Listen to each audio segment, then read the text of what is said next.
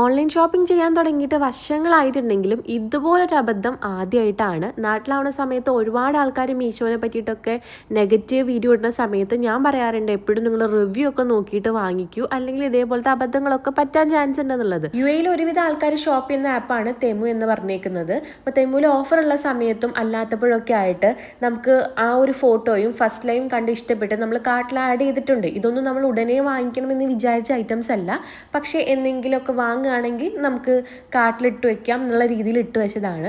പിന്നീട് കാർട്ട് നോക്കുന്ന സമയത്ത് കാർട്ടിലുണ്ടായിരുന്ന എല്ലാ ഐറ്റംസും ഓട്ടോമാറ്റിക്കലി ഓർഡർ ആയിട്ടുണ്ട്.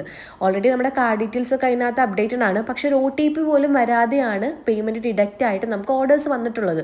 അതെങ്ങനെയാണ് നമ്മൾ ഒരുപാട് ചിന്തിച്ചെങ്കിലും നമ്മൾ ഓക്കെ കുഴപ്പമില്ല, എന്തായാലും നമ്മൾ ഇഷ്ടപ്പെട്ട ഐറ്റംസ് തന്നെയാണല്ലോ, അത് വരട്ടെ എന്നുള്ള രീതിയിലിരുന്നു.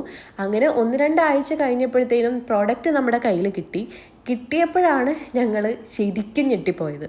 തെമുവിൽ വെറുതെ തോണ്ടിക്കൊണ്ടിരിക്കുന്ന സമയത്ത് ആ ഒരു പ്രോഡക്റ്റിൻ്റെ ഫോട്ടോയും ഫസ്റ്റ് ലൈനും മാത്രം കണ്ടിട്ടാണ് നമ്മൾ കാർട്ടിൽ ആഡ് ചെയ്തിട്ടുണ്ടായിരുന്നു. ഒരിക്കൽ പോലും അതിൻ്റെ ഡിസ്ക്രിപ്ഷൻ വായിച്ച് നോക്കിയിട്ടില്ല. നമ്മളിത് എക്സ്പെക്റ്റ് ചെയ്തിട്ടുണ്ടായിരുന്നത് ഇങ്ങനെ വാട്ടറൊക്കെ പോകുന്ന ഒരു ഐറ്റംസ് ആയിരിക്കുന്നതാണ്. പക്ഷെ കിട്ടിയപ്പോഴാണ് മനസ്സിലായത് ഒരു 3D ഇമേജ് ആണെന്നുള്ളത്. ഈ ഒരു സെയിം തന്നെ വേറൊരു ഐറ്റം കൂടി ഉണ്ട്, അതും ഞാനിപ്പോൾ കാണിച്ചു തരാം കേട്ടോ. പിന്നെ വേറെ സംഭവം ഉള്ളത്, ക്യാമ്പിങ്ങിനൊക്കെ പോകുന്ന സമയത്ത് ടെൻ്റൊക്കെ അടിക്കാൻ വേണ്ടിയിട്ട് നമ്മൾ അതിൻ്റെ ചെയറും ടേബിളൊക്കെ നോക്കിയിട്ടുണ്ടായിരുന്നു.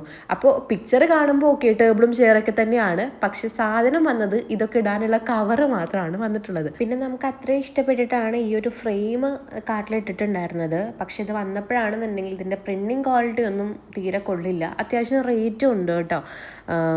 പിന്നെ നമുക്ക് ഒരേ ഒരു ഓപ്ഷൻ ഉള്ളത് ഇതെല്ലാം റിട്ടേൺ കൊടുക്കുക എന്നുള്ളതാണ്. ഇതിൽ എനിക്ക് നല്ലോണം ഇഷ്ടപ്പെട്ടിട്ടുണ്ടായിരുന്നത് ഈ ഒരു ബാഗാണ്. അത് അടിപൊളി ക്വാളിറ്റിയാണ്, ഒന്നും പറയാനില്ല.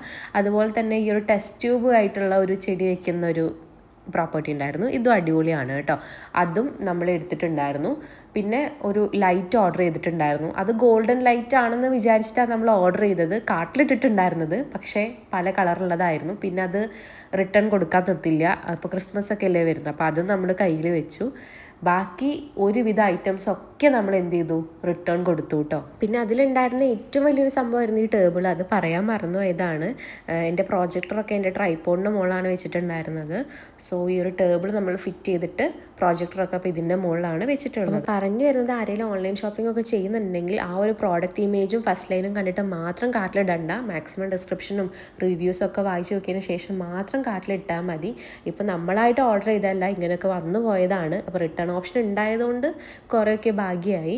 അപ്പോൾ എന്തായാലും നോക്കിയിട്ടൊക്കെ ഓർഡർ ചെയ്തോട്ടാ.